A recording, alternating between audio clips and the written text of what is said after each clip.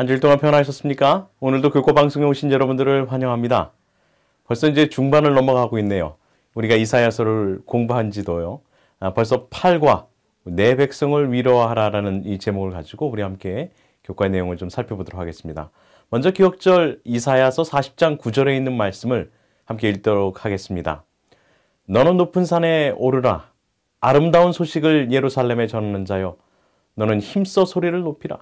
두려워하지 말고 소리를 높여 유다의 성읍들에게 이르기를 너희의 하나님을 보라 하라. 자, 여기 보니까 아주 시적인 표현, 아주 이사야 선지자의 아주 이 시적이면서도 아주 웅장한 이 하나님의 기별을 선포하고 있는 것을 우리가 보게 됩니다. 자, 그것이 어떠한 내용으로 우리에게 다가오는지 함께 좀 살펴보도록 하겠습니다. 여러분들 이사야서 40장은요. 하나님께서 배도한 유다를 이 심판하시고 그래서 바벨론을 통하여서 그들을 포로로 끌려가게 하셨지만은 결국 그들을 다시 한번 구원하시고 회복시키는 것을 여기에 지금 기록하고 있어요. 그러면서 어떻게 표현하고 있냐면 내 백성을 위로하라라고 말씀하시는 것입니다. 여러분들 이 회복은요. 메시아를 통해서 온전히 이루어지게 되죠. 이 길은 광야의 소리, 광야에서 소리를 외치던 회개의 침례를 외치던 침례 요한을 통하여서 메시아의 길이 준비되지 않습니까? 여러분들 모든 사람은요. 그래서 여기 보면은 풀과 같이 시든다라고 합니다. 아무리 이 꽃과 같이 시들 것이다 라고 말씀을 하고 있어요. 하지만 하나님의 말씀은 영원히 변치 않을 것이라 라고 약속하고 계신 것이죠. 그러니까 하나님의 말씀을 신뢰할 수 있다는 것입니다. 여러분들 사람은 실수하고 실패할 수 있습니다. 하지만 그 하나님은 실수함이나 실패함이 없으시 뿐만 아니라 하나님의 무한하신 지혜로 당신의 백성을 꼭 회복시켜 주실 것이라는 그런 아름다운 약속의 기별이 아닐 수가 없죠. 여러분들 성경 전체와 이사야서 전체는 아주 비슷한 맥락의 스토리를 가지고 있습니다. 여러분들 성경은 66권으로 되어 있죠. 이사야서도 여러분들 66권으로 되어 있습니다. 성경의 구약 성경은 39권으로 되어 있는데요. 이 39권에는 하나님의 이 배도한 이스라엘 백성들에 대한 하나님의 심판이 담겨 있는데요. 마찬가지로 이사야서 1장부터 39장까지도 하나님의 심판에 대하여 그들이 교만하고 배역한 이 이스라엘에 대한 하나님의 심판의 기별이 담겨져 있는 것을 우리가 보았습니다. 그리고 이사야서 이 40장부터 66장까지 27장에는 그 패역한 이스라엘 백성들을 구원하시는 하나님의 그 놀라운 구원의 약속이 그 안에 기록되어 있죠. 마찬가지로 여러분들 신약 27권도 그렇지 않습니까? 하나님께서 그 백성들을 메시아를 통하여 구원하시지 않습니까? 여러분들 성경 이사야 1장은요. 이 그들의 죄 때문에 그들이 멸망받을 수 없게 됨을 이야기하고 있습니다. 여러분들 이 창세기, 성경의 첫 책인 창세기는 어떻습니까? 인간들이 이 죄 때문에 결국은 그들이 멸망받고 심판받는 것에 대하여 이야기하고 있습니다. 또 이 34장, 이사야 34장, 35장은 이 메시아의 왕국에 대하여 이야기하고 있죠. 마찬가지로 여러분들 구약의 마지막 부분에는 어떻게 되고 있습니까? 바로 메시아에 대한 약속이 주어지지 않습니까? 그러기 전 우리가 오늘 공부할 이사야서 40장에는요. 이 주의 길을 예비하라라는 이 기별이 주어집니다. 이것이 또한 이 침례 요한을 통해서 이 신약 시작 부분에 결국은 주의 길을 예배하는 그런 회개의 침례를 또 회개의 광야의 소리를 이 침례 요한이 내지 않습니까? 그리고 이사야서 후반부에는 고난받는 메시아에 대하여 이야기하고 있습니다. 여러분들 예수님의 사역에 대해서 어떻습니까? 고난당하시고 죽으시는 예수 그리스도가 나오지 않습니까? 그래서 이사야서 후반부는 어떤 것이 나와요? 여러분들 이사야서 53장 대표적이죠. 그가 채찍에 맞음으로 우리가 나음을 입었고 결국은 예수 그리스도의 모든 것을 예표하고 상징하지 않습니까? 그리고 결국은 이사야서 65장에 가게 되면 결국은 새 하늘과 새 땅에 대한 약속이 주어집니다. 여러분들 성경 마지막 책인 요한계시록에도 어떻게 얘기하고 있어요? 신천신지에 대하여 새 하늘과 새 땅에 대하여 하나님의 백성들이 결국은 새 예루살렘에 들어가서 살 것에 대한 아름다운 기별의 약속이 그곳에 있지 않습니까? 그래서 이사야서는 지금 우리가 보게 되는 이제 40장부터는 완전히 이제는 다른 내용이 우리에게 주어지게 됩니다. 이스라엘 백성들에게 이제는 더 이상 심판에 대한 내용이 아니라 그들에게 구원과 회복에 대한 하나님의 놀라운 약속이 주어지게 되는 것이죠. 그래서 오늘 이사야 40장 1절부터 2절에 있는 말씀을 좀 보도록 하겠습니다. 너희 하나님이 이르시되 너희는 위로하라. 내 백성을 위로하라. 너희는 예루살렘의 마음에 닿도록 말하며 그것에게 외치라. 그 노역의 때가 끝났고 그 죄악의 사함을 받았느니라. 그 모든 죄로 말미암아 여호와의 손에서 벌을 배나 받았느니라 할지니라 하시니라. 말씀드린 것처럼 1장부터 39장까지는 아수르까지의 그 구원에 대한 이야기가 담겨져 있었습니다. 이제부터 40장부터는요, 이 바벨론의 종말에 대하여 이야기하고 있습니다. 여러분, 바벨론이 멸망한 것은 이 메데와 페르시아 이 고레스 왕에 의해서 BC 539년에 멸망을 당했어요. 그러니까 이사야에게 이 40장의 예언을 주신 것은 150년, 160년에 가까운 그 미리 예언을 주셨다는 것이죠. 아직 멸망당하지도 않은 유다 땅을 위하여서 그들이 150년, 60년 뒤에 바벨론에 의하여 포로로 끌려갈지라도 그것에서 하나님께서 뭐라고요? 그들을 위로해 주시겠다고 지금 말씀하고 있는 것이에요. 네. 그래서 이 포로되어 낙심하고 정말 그들의 죄 때문에 이게 포로로 끌려갔는데 이게 우리가 하나님을 버리고 하나님을 떠났기 때문에 우리가 하나님의 언약을 깨뜨려 버렸기 때문에 우리가 이렇게 고통을 받는구나. 절망 가운데 있는 백성들에게 그들이 이사야서를 읽을 때 어땠을까요? 그들의 마음 가운데 위로가 되지 않았겠습니까? 여러분들, 하나님께서 보세요. 출애굽한 이스라엘 백성들 가나안 땅, 약속의 땅으로 들여보내셨습니다. 하나님께서 왜 어찌하여 그들을 다시금 바벨론의 포로로 끌려가게 하셨을까요? 하나님께서 그들을 광야에서 가나안 땅으로 인도하시고 그들을 정말 이 하나님의 친백성으로 그들과 언약을 맺으시고 그렇게 친히 인도하셨건만 어찌하여 그들을 바벨론으로 다시 끌려가게 하셨냔 말입니다. 여러분들, 바벨론은 결국은 하나님의 채찍으로 이스라엘 백성들에게 다가왔지만 여러분들, 그것은 그들에게 고난을 통하여서 다시금 하나님께 나올 수 있는 놀라운 기별이 되지 않았습니까? 여러분들, 영적으로도 마찬가지입니다. 우리가 이 출애굽에서 정말 죄가 가득한 애굽에서 나와서 정말 가나안 땅, 약속의 땅으로 들어왔다 할지라도 우리가 하나님의 언약을 저버리면, 하나님의 말씀을 버리면, 우리가 그리스도인의 정체성을 잃어버리면 우리는 다시 바벨론으로 끌려갈 수 있음을 우리가 기억해야 될 것입니다.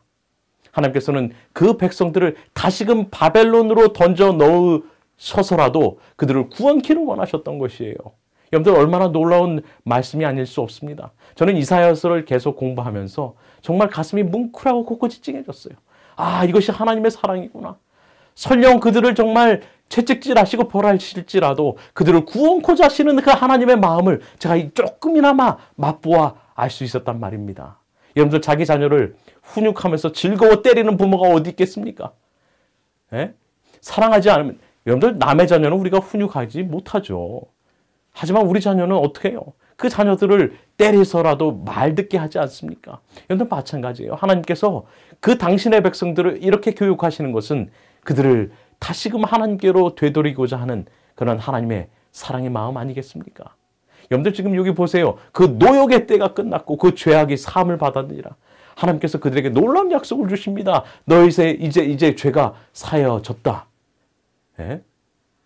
여러분들, 그들이 당한 것은 그들의 죄에 비하면 그렇게 크지 않았습니다. 아직도 더 그들은 멸망받고 고통당하였어야 돼요. 하지만 하나님께서 그들을 어떻게 하십니까? 마치 내 자녀를 때리고 정말 그 우는 자녀를 보면서 뒤돌아 흘려 눈물 흘리는 이 부모의 마음처럼 하나님께서 그들을 이제 that's enough. 그것이 너에게 족하다. 내가 이제 너희를 위로해 줄게. 내가 너희를 구원해 줄게. 라고 약속하시는 것입니다. 여러분들, 풀무불에서 은이 재련되듯이 고난을 통하여서, 고난의 풀무를 통하여서 주님께서 고난에 처해 있는 여러분들을 아름다운 하늘의 보석으로 만들기 위하여 오늘도 역사하고 있음을 여러분들 기억하시길 바랍니다. 여러분들이 아름다운 보석으로 나올 가치가 없다면 하나님께서 여러분들을 풀무불로, 고난의 풀무불로 던져 넣으시지 않으신단 말이에요.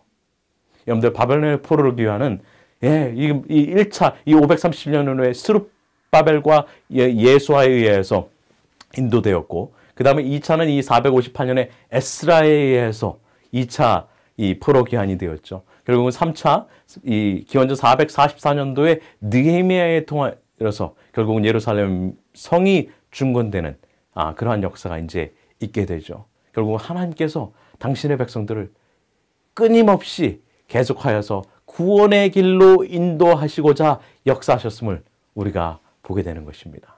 이것이 바로 하나님께서 이제는 고난에 처하게 될 수밖에 없는 이스라엘 백성들을 향한 하나님의 위로의 기별이라는 것이죠. 그래서 오늘 여러분들 이사야서 구조를 좀 살펴보게 되면요, 1장부터 39장은 결국은 심판하시고 때리시는 하나님에 대하여 이야기하고 있어요.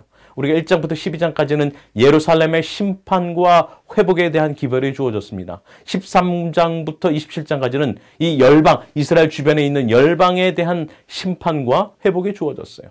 그리고 28장부터 35장까지, 그리고 이제 36장부터 역사 우리 지난주에 한 것처럼 39장까지는 예루살렘의 부흥과 절망에 대하여 다시 한번 하나님의 기별이 주어졌습니다. 이것은 아직 유다 백성들이, 남방 유다가 바벨론으로 포로로 끌려가기 전에 주어진 것이라는 것이죠. 하지만 이제 오늘 우리가 이 40장부터 보게 될 내용은 결국은 다시금 그 백성들을 하나님께서 싸매시는 그러한 장면을 보게 돼요. 그래서 40장부터 48장까지는 이 이스라엘 백성들에 있는 회복에 대한 선포가 주어집니다. 그들에게 하나님의 위로가 주어져요. 내 백성을 위로하라.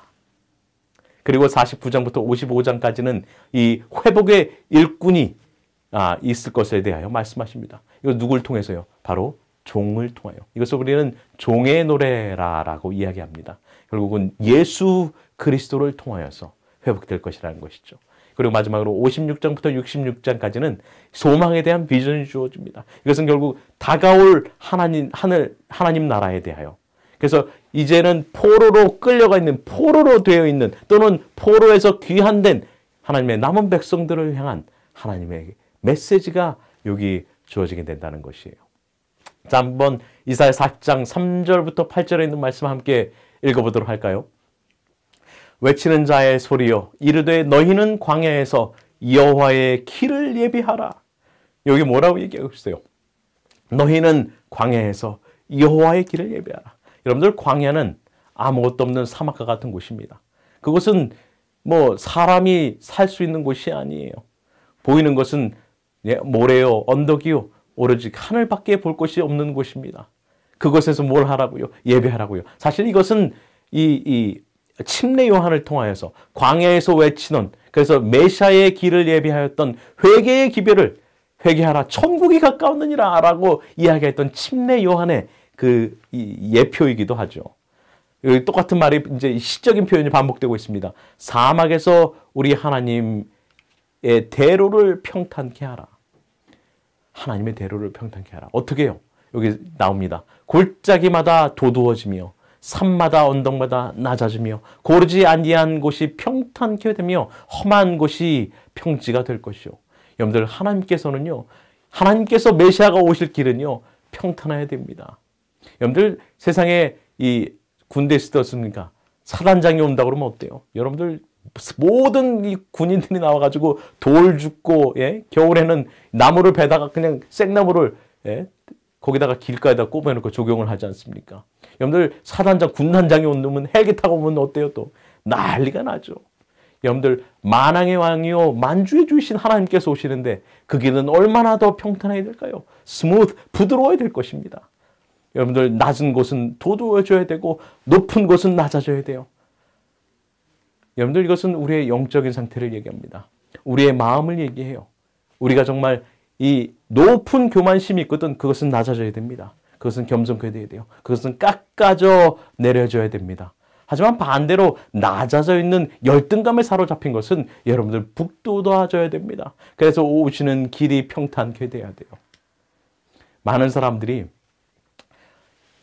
그런 사람도 있어요. 어떤 열등감에 사로잡힌 사람들도 있어요. 그래서 이 자존심은 높은데 자존감은 낮아서 이야기를 잘못 이해하고 곡해하여서 사람을 오해하는 경우가 많은 것을 보게 됩니다. 여러분들, 그것도 다 이제 높아져야 돼요. 여러분들 어떤 사람은 너무 기고만장해. 그 사람들은 낮아져야 깎아줘야 됩니다. 메시아에 대한 길이 예배되어야 됩니다. 왜요? 여기 보면 여호와의 영광이 나타나고 모든 육체가 그것을 함께 보리라. 결국은 메시아의 하나님의 이 성육신, 그리스도를 통한 성육신을 통하여서 하나님의 영광이 이 세상에 드러나고 모든 육체가 그분을 보게 될 것이기 때문에 그래요. 그래서 여기 계속 이렇게 말씀합니다. 이는 여호와의 입이 말씀하셨느니라. 말하는 자의 소리여 이르되 외치라. 대답하되 내가 무엇이라 외치리까 하니 이르되 모든 육체는 풀이요 그의 모든 아름다움은 들의 꽃과 같으니 풀은 마르고 꽃이 시듬은 여호와의 기운이 그 위에 불미라. 이 백성은 실로 풀이로다. 풀은 마르고 꽃은 시드나 우리 하나님의 말씀은 영원히 서리라 하며. 여러분들 여기에 아름다운 표현이 있죠. 여러분들 오늘 아침에 일어나셔가지고 거울을 보시면서 혹시 나는 풀이야 아니면 나는 꽃이야 라고 하시는 분들 계십니까? 여러분들 여기 성경 말씀에 여러분들 뭐라고요? 풀이요 꽃이라고요. 여러분들 풀은요 결국은 지게 시들게 되어 있습니다. 꽃도요 화무시비령이라고 하죠. 물론 이것은 이제 정치 이 권불 10년 이 정권을 잡으면 아니면 이 권력을 잡으면 10년을 넘기지 못한다는 말이기도 하지만 결국은 여러분들 열흘 동안 이 붉게 펴 있는 꽃은 없던 표현이에요. 그것은 한때의 잠깐이라는 것이죠. 결국은 인간은 유한하다는 것입니다. 하나님 앞에 우리는 인간은 유한해요. 언젠가는 시들게 되어 있습니다. 언젠가는 멸망되게 되어 있어요. 여러분들 그것이 어떻게 보면 우리 인간들에게 큰 복이지 않습니까? 우리가 정말 영원할 것처럼 떵떵거리고 산다 할지라도 결국은 언젠가는 모두 다 죽음을 맞게 되어 있습니다. 그것이 재물이 아무리 많든 권력이 아무리 높든 그것이 아무리 많이 배웠던 못 배웠던 그것은 남녀노소를 불문하고 모든 사람에게 닥치는 것입니다. 그런데 여기 뭐라 그래요? 풀은 마르고 꽃은 시드나 여호와의 말씀은 영원히 서겠다 말씀하세요. 결국은 이것은 우리에게 향한 하나님의 놀라운 기별이 아닐 수 없습니다. 우리는 인간은 의지할 수 없습니다. 인간은 흔들리는 갈대와 같고 여러분들 얼마나 변덕이 심합니까? 얼마나 뒤통수를 잘 칩니까? 얼마나 뒤에서 우리를 힘들게 합니까? 하지만 하나님의 말씀은 영원히 변하지 않습니다. 그 하나님의 기별은 온전히 서게 될 것입니다. 그분의 말씀은 영영히 설 것이기 때문에 그래요. 여러분들 하나님과 언약이 이 유다의 배교로 인하여서 깨졌습니다. 그래서 하나님의 임재가 그들의 가운데서 떠나셨어요. 하지만 메시아를 통해서 다시 그들과 함께 거하시는 임마누엘의 하나님의 그 약속을 그들에게 주시고 있는 것이죠. 여러분들 침례요한은 그 오시는 자의 길을 예비하는 광야의 소리가 되었습니다. 그는 천국이 가까웠다 회개하라는 기별을 전하였어요. 여러분들 그래서 그는 이 회개의 침례를 베풀지 않았습니까? 여러분들 잘 들으세요. 그 길이 메시아에 오시는 길이 평탄케 될 수 있는 길은 단 한 가지입니다. 그것은 우리가 죄에서 돌이켜 회개하는 길밖에 없어요. 그래서 우리가 하나님의 용서를 경험하고 하나님의 임재를 우리의 마음속에 경험하지 못하면 우리는 절대로 하나님께서 오실 수 없단 말입니다. 여러분들 이것이 그들의 마음에 새로운 출발이요. 새 언약이 되어서 그들은 하나님의 백성이 되고 그들은 그들의 하나님이 되셔야 되었다는 것이죠. 그것이 바로 하나님의 임재와 그분의 길을 예비한다라는 뜻입니다. 가르쳐 길비열 1권 124페이지에는 이것을 성령님이 임하실 길을 예비한다라고 표현하고 있습니다. 여러분들 하나님의 영을 위한 길이 예배될 때에 축복이 임할 것이다. 만일 하나님의 백성들이 누그러진 마음과 통회하는 심령으로 저희 죄를 자복하고 버리며 믿음으로 주님의 허락들을 주장한다면 악한 사람들과 마귀들은 하나님의 사업을 방해할 수 없을 뿐만 아니라 당신의 백성들이 모인 자리에 주님께서 임재하시는 것을 막을 수 없을 것이다. 반대로 하나님의 임재가 없는 것은 왜 그래요? 여러분들 우리의 죄를 통회하고 자복하는 심령이 없기 때문에 그래요. 여러분들 이사야 선지자가 이 기별을 전할 때 그의 가슴이 얼마나 찢어지듯이 아팠겠는지 저는 이제 조금 이해할 것 같아요. 여러분들 우리의 죄를 자복하고 회개하고 통회하고 그곳에서 돌이키는 역사가 있어야 될 것입니다. 그때에 주님의 오시는 길이 예비돼요. 그때에 높았던 언덕이 낮아지고 높았던 산들이 낮아지고 깎이고 낮아졌던 패였던 길들이 회복될 것입니다. 여러분들 우리의 마음 가운데 우리의 삶 가운데 우리의 영적인 삶 가운데 이러한 일이 있어야 되지 않겠습니까? 그래서 이사야 40장 9절 그 기별은 뭔가 한번 봅시다.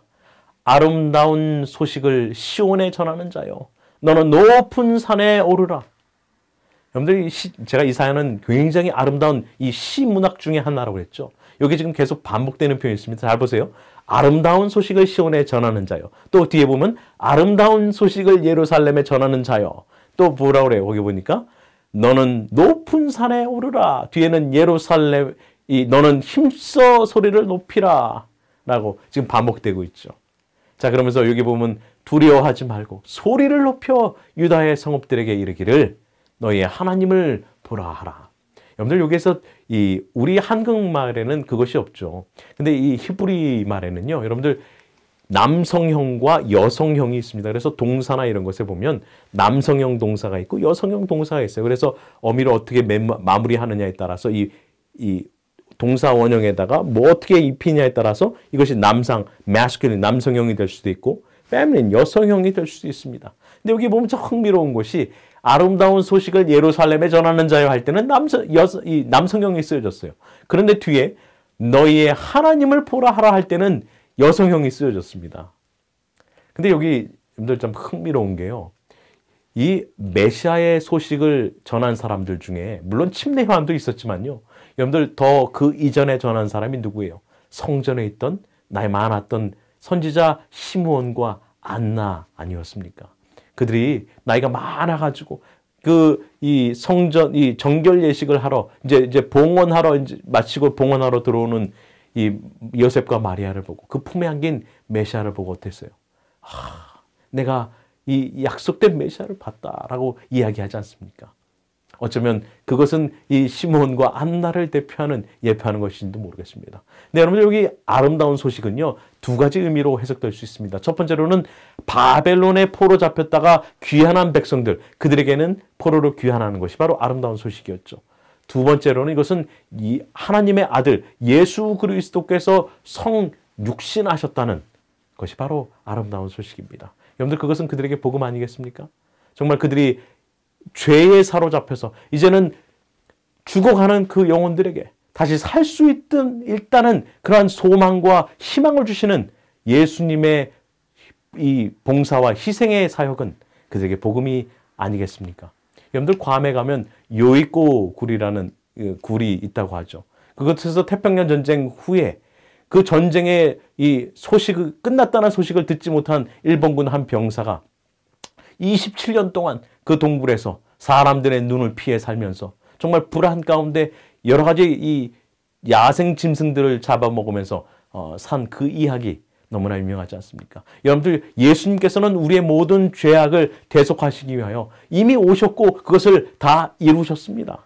우리는 이제는 더 이상 더 그렇게 이 굴 가운데 살 필요가 없어요. 주님께서 우리의 구원을 위하여 이미 다 이루셨습니다. 그것을 믿고 그 말씀에 순종하는 자마다 구원을 얻을 것이다 라고 약속하지 않으셨습니까? 여러분들 이 구원의 약속이 이미 주어졌기 때문에 우리는 더 이상 이 굴에서 살 필요가 없습니다. 주님께서 이 말씀을 주시는 것, 이것은 결국은 아름다운 소식, 이것은 모든 기독교의 전도의 기원이 되는 소식 아니겠습니까? 그래서 우리에게 전할 것은 여러분들 남의 이야기가 아니에요. 내가 예수님을 만나고 그 예수님께서 나를 구원하셨다는 소식, 그 아름다운 소식을 우리가 전해야 되지 않겠습니까? 근데 여기 마지막 표현에 너무나 아름다운 표현이 있습니다. 너의 하나님을 보라. 여러분들 우리를 볼 때는 우리 자신을 볼 때는 누추하게 짝이 없어요. 우리를 볼 때는 실패와 실수와 절망밖에 볼 수가 없습니다. 여러분들 교회를 10년, 20년 아무리 다녀도 내 가운데 있는 내 마음속에 불타고 있는 여러 가지 시기심과 질투심과 교만함과 악함이 음행과 이 모든 것들이 여러분들 우리를 얼마나 낙담케 만들어요. 여러분들 바로 구원은요. 내 자신을 보는 것이 아니에요. 내 믿음이 얼마나 성장했나 보는 것이 아니란 말씀입니다. 구원은 하나님을 보는 것이에요. 여러분들 우리의 눈을 돌려서 우리와 실수와 실패 투성이에서 눈을 돌려 오늘 이 아침 예수 그리스도의 두 눈을 바라보게 되기를 간절히 바랍니다. 그러할 때에 우리에게 구원이 이르러 올 것이에요. 성경은 말씀하지 않습니까? 우리가 보는 대로 변화할 것이다라고요. 여러분들 오늘 우리의 삶의 초점을 이 세상, 아니 나에게서, 아니 그 모든 어떤 방해하는 것들에 돌려 하나님께 고정하게 되기를 바랍니다. 그래서 이 이사야서 이 40장에 여러분들 구조를 보게 되면 참으로 흥미롭습니다. 이곳에서 계속 반복되는 주제가 있어요. 그것은 뭐냐면 바로 하나님의 자비와 하나님의 능력에 대한 이야기가 계속 반복되고 있습니다. 그래서 1절부터 5절까지 보게 되면요, 하나님의 위로가 나옵니다. 내 백성을 위로하라. 구원하기 위하여서 오시는 이 여호와 하나님, 그분의 자비를 보여주고 있습니다. 또 이제 3절부터 8절까지는 하나님의 영광에 대하여 이야기하고 있어요. 하나님은 영원하신 분, 우리는 유한한 사람. 그래서 우리는 들의 풀과 같고 꽃 같다라고 말씀하시지만 하나님의 말씀은 영원하시다라고 그러죠. 하나님의 능력을 이야기하고 있습니다. 다시 9절부터 11절까지는 하나님의 아름다운 소식을 전하고 있습니다. 그분은 백성들의 목자가 되실 것이다. 그래서 하나님의 자비를 우리에게 보여주고 있고요. 다시 12절부터 26절에는 결국은 누구와도 견줄 수 없는, 비할 데 없는 이 창조주 하나님에 대하여, 그분의 능력에 대하여 선포하고 있습니다. 그리고 다시 한번 마지막으로 27절부터 31절까지는 결국은 피곤한 자에게도 능력을 주시는 그 하나님의 능력의 하나님, 그리고 자비의 하나님에 대하여 다시 한번 설명해 주면서 이것이 계속 반복되어지는 것을 우리가 보게 되죠. 여러분들 그래서 한번 좀 보겠습니다. 이사야서 40장 12절부터 17절에 보면 여기 계속 반복되는 표현이 있어요. 여러분들 이것을 좀 읽기 전에 제가 여기 좀 설명드리겠습니다. 이것을 뭐라고 표현하면 이것을 수사학적 질문이라고 그래요. 이것을 갖다가 rhetorical question이라고 하는데, 이것은 여러분들 질문의 대답이 너무나 뻔한 거예요. 그래서 질문자가 이미 대답을 알고 있기 때문에 이 대답이 필요하지 않은 질문을 갖다가 우리는 이것을 수사학적 질문이라고 합니다. 근데 여기 12절부터 31절까지 보면 이 수사학적 질문이 계속 반복되는 것이에요. 한번 보세요.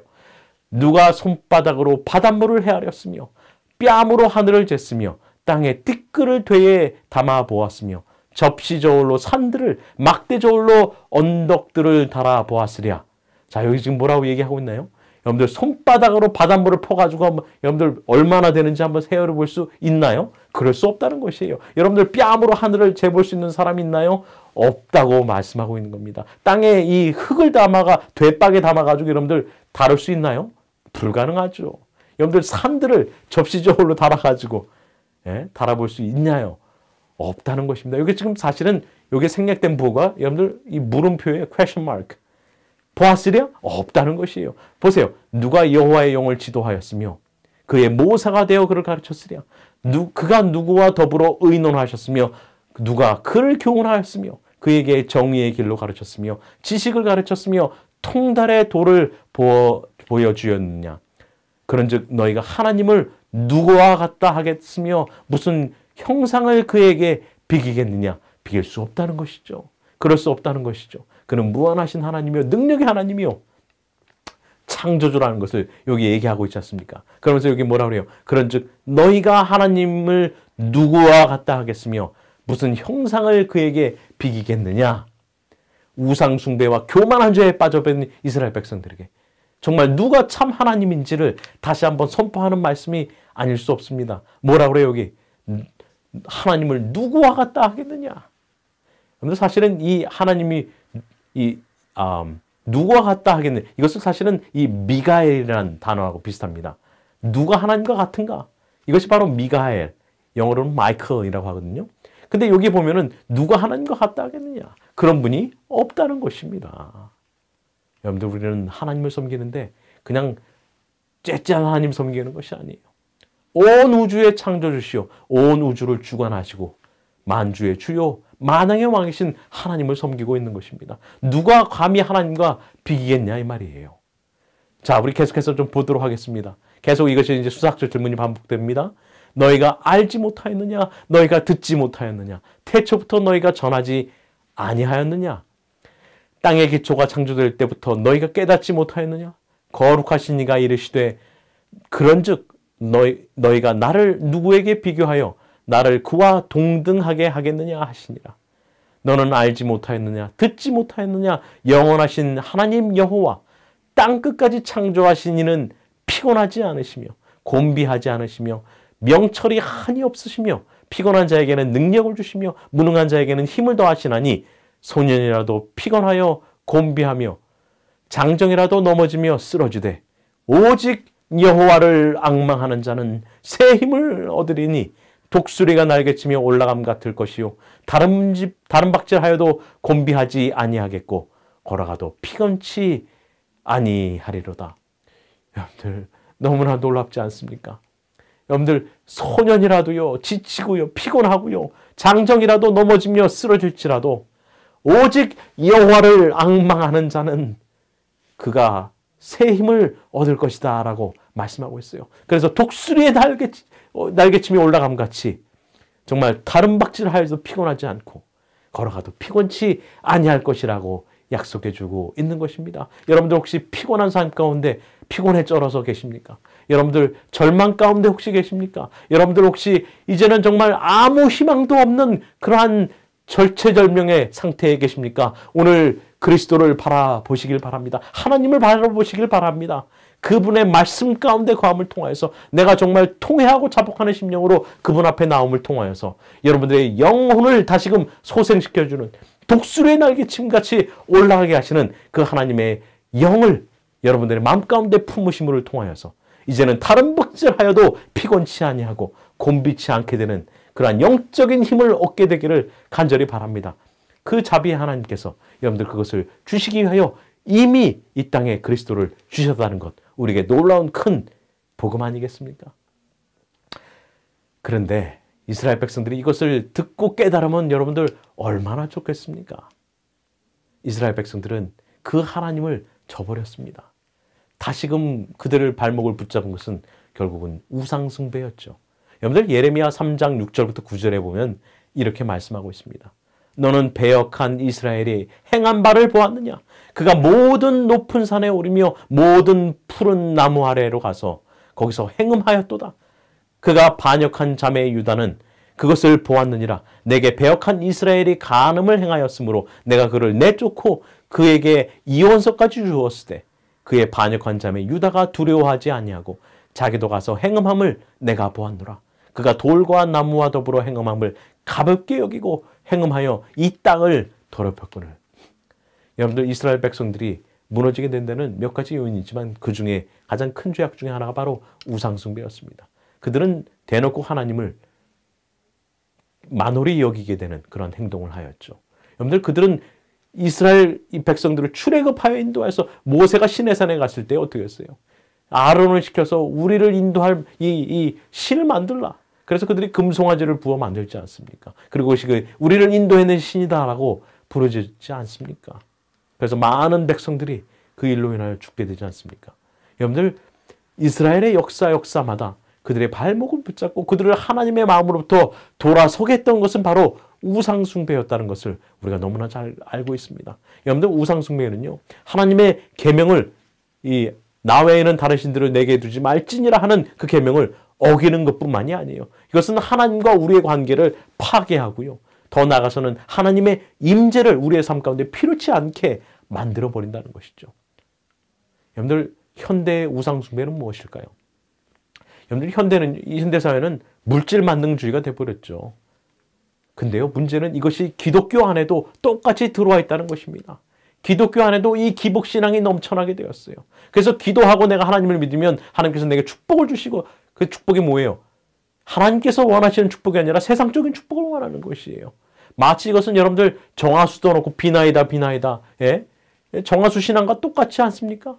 내가 정말 더 좋은 것, 더 많은 것, 더 풍요를 누리기 위해서 우리가 하나님을 믿는 것이라면 그것은 잘못된 신앙이죠. 그것은 샤머니즘적 신앙과 무슨 차이가 있겠냔 말입니다. 그것은 다시 말해서 진정한 하나님을 섬기는 자세가 아니라는 것이죠. 여러분들 세상 끝에 예수님께서 이 땅에 오시기 바로 직전에 주의 길을 예비하라는 그 동일한 기별이, 광야의 소리가, 엘리야의 기별이 외쳐질 것입니다. 여러분들 시대마다 하나님의 선택받은 소수의 하나님의 남은 자들이 그 기별을 전해 왔어요. 여러분들 온 이스라엘이 하나님으로부터 돌아서서 배도한 가운데 하나님께서 엘리야를 두시지 않으셨습니까? 그 기별이 뭐예요? 여러분들 이 갈멜산에서 바알과 아세라산의 선지자들과 850대 1로 홀로 서워서 하나님을 옹위하고 하나님이 누가 참 하나님인지 내기를 하자. 그래서 결국은 그들을 하나님의 승리를 이끌었던 바로 그 엘리야. 그 엘리야의 기별이 뭐예요? 여러분들 이것은 여호수아의 기별도 하고도 똑같습니다. 여러분들 이스라엘 백성들을 가나안 땅으로 들어가기 전에 바로 여호수아가 백성들을 불러놓고 이랬죠. 뭐라고요? 그러니까 죽기 전에 자, 너희 섬길 자를 오늘 택하라. 너희가 저쪽 강 저편에 섬기던 너희 조상들이 섬기던 우상을 섬기든지 아니면 여호와 하나님을 섬기든지 너희 섬길 자를 오늘 택하라. 두 사이에서 어느 때까지 머뭇하려느냐 라고 하는 경고의 기별을 아니겠습니까? 여러분들 하나님께 나올 때는요. 우리가 세상에도 좀 발 적시고 하나님께도 좀 발을 좀 이렇게 적셔서 양쪽에 갈 수 없단 말이에요. 우리가 선택해야 됩니다. 어느 때까지 두 사이에서 우리가 머뭇하려냐 하는 기별이 동일하게 주어지게 될 것이란 말입니다. 여러분들 우리는 선택해야 됩니다. 오늘 하나님을 선택할지 아니면 세상을 선택할지. 하지만 여호수아가 외쳤던 것처럼 엘리야가 말했던 것처럼 나는 여호와를 영원히 선택하겠다는 그 마음이 오늘 저와 여러분들의 마음이 되기를 바랍니다. 그래서 이제 화이선지자 주석 이 사무엘상 7장 3장에 대한 3절에 대한 내용이 이렇게 마무리가 되고 있습니다. 그리스도인이라는 이름을 가진 사람들 중에 하나님이 아닌 다른 신을 섬기는 사람들이 여기 보니까 뭐라 그래요? 많다. 너무 많아요. 우리의 창조주께서는 우리에게 최상의 헌신을 요구하시며 제일의 충절을 요구하신다. 하나님을 향한 우리의 사랑을 약화시키거나 마땅히 그분께 드려야 할 봉사를 방해하는 것은 무엇이나 우상이다. 여러분들 하나님께서 오늘 우리를 부르십니다. 그 모든 것들을 버리고 나에게 오라고요. 그것이 바로 우리가 주님께서 주시는 그 위로를 받을 수 있는 그 구원의 기별을 들을 수 있는 그 구원의 기쁨을 우리가 우리의 마음 가운데서 정말 용솟음치는 그래야 독수리의 날개층같이 올라갈 수 있는 그 기쁨이 우리 가운데 회복될 것이에요. 오늘 마무리하면서 선지자왕 311페이지에는 이렇게 기록하고 있습니다. 이사야의 시대에 인류의 영적 지각은 하나님께 대한 오해로 인하여 어두워졌다. 오랫동안 사탄은 사람들로 하여금 그들의 창조주를 죄와 고통과 죽음의 장본인으로 여기게 하려고 애써왔다. 이와 같이 사단에게 기만을 당한 사람들은 하나님을 엄하고 가혹한 분이라고 생각하였다. 대기만자에 의하여 하늘을 다스리는 사랑의 율법이 사람들의 행복을 제한하는 것으로 여겨지고 그들이 피하기를 원하는 무거운 짐으로 오인되었다. 대기만자는 그 계명들은 순종할 수 없고 그것을 범한 자에게 가해지는 형벌은 독단적으로 가해지는 것이라고 주장하였다. 여러분들 하나님이 오해받고 계셨습니다. 아니 하나님께서 지금도 여전히 오해받고 계세요. 이제는 마지막 때에 그 하나님을 옹위하여 설 자들, 하나님을 대변하여 설 자들, 하나님의 성품을 드러낼 자들, 하나님께서 구원하여서 그 구원의 기쁨을 선포할 자들, 그 사람들을 오늘 찾으실 것이에요. 여러분들 어느 편을 선택하시겠습니까? 오늘 주님께서 이사야 40장을 통하여서 우리에게 약속하시는 비록 절망 가운데 있지만 우리를 위로하시는 그 위로의 기별이 오늘 우리의 마음 가운데 이르를 때에 주님의 편을 선택함으로 구원의 기쁨 충만하게 되는 우리 시청하시는 모든 성도님들 되기를 바라면서 말씀을 마치도록 하겠습니다. 기도하겠습니다.